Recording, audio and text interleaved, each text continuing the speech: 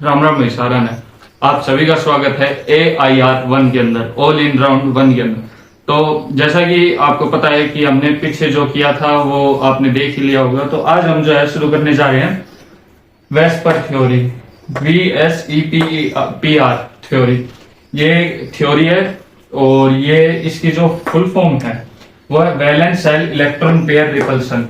तो ये जो थ्योरी है ये बेसिकली क्या बताती है, ये जो आउटर मोस्ट सेल के अंदर इलेक्ट्रॉन होते हैं, वैलेंस सेल के अंदर जो इलेक्ट्रॉन होते हैं ना, उनके अंदर जो रिपल्सन होता है पेयरों का, उसको बताते हैं। उन रिपल्सन के कारण ये ना डिफरेंट डिफरेंट एटम जो है और फिर कंपाउंड जो है डिफरेंट डिफरेंट शेप ले लेते हैं। वो इसमें पॉइंट्स बताए गए हैं कि क्या क्या वो पॉइंट्स थे। 3 पॉइंट्स थे। तो पहला पॉइंट देखते हैं, shape of molecule depends on lone pair और बॉन्ड पेयर। हम पढ़ेंगे आगे शेप किसी भी मॉलिक्यूल की जो है वो क्या होगी, कैसे पता लगा सकते हैं, वो आगे हम पढ़ेंगे। पर जब वो शेप आई है तो आई कैसे, वो इसने बताया कि इसके हिसाब से, वेस्पर थ्योरी के हिसाब से, कि वो जो आई है वो शेप जो है वो डिपेंड करेगी लोन पेयर और बॉन्ड पेयर पे। अगर इस पे डिपेंड करेगी तो इसी के हिसाब से शेप डिटरमाइन भी होगी। ठीक है, ठीक है भाई। उसके बाद क्या है कि जो electron pair around the central atom है ना, वो रिपेल करते हैं ईच अदर टिल दे ऑक्यूपाई मैक्सिमम डिस्टेंस। तो इसने क्या कहा है कि इलेक्ट्रॉन जो है, इलेक्ट्रॉन के पेयर, वो जो सेंट्रल एटम जो होता है मॉलिक्यूल्स का, उसके रिपेल करते हैं। क्यों करते हैं? मैक्सिमम डिस्टेंस के लिए।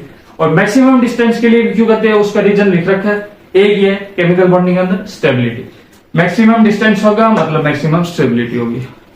अब एक थर्ड पॉइंट आता है, ये इंपॉर्टेंट है, जेई में भी कई बार आया हुआ है क्वेश्चन। ये इंक्रीजिंग ऑर्डर या डिक्रीजिंग ऑर्डर में पूछ लेगा।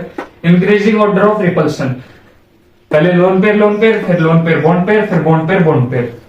ठीक है, अब इसका जो है हमें वैसे पता लग रहा है कि लोन पेयर होगा वो ज्यादा रिपेल करेगा compare to bond pair, lone pair bond pair पे। क्यों? क्योंकि बॉन्ड पेयर जो है वो तो पहले ही बॉन्ड बना चुके, समझ रहे हो ना। अगर सिंगल, डबल, ट्रिपल या फिर कोऑर्डिनेट बॉन्ड, कैसा बॉन्ड पर वो बना चुके। लोन पेयर बॉन्ड ही नहीं बना पाए, वो ऐसे ही फ्री मूव कर रहे हैं अपनी सेल में।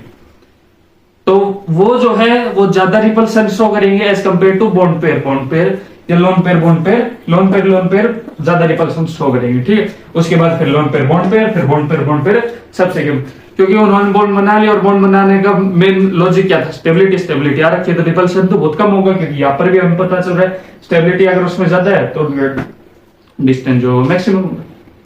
ये था इसके अंदर। अगले जो टॉपिक होगा वो हाइब्रिडाइजेशन होगा। ठीक है, थैंक यू।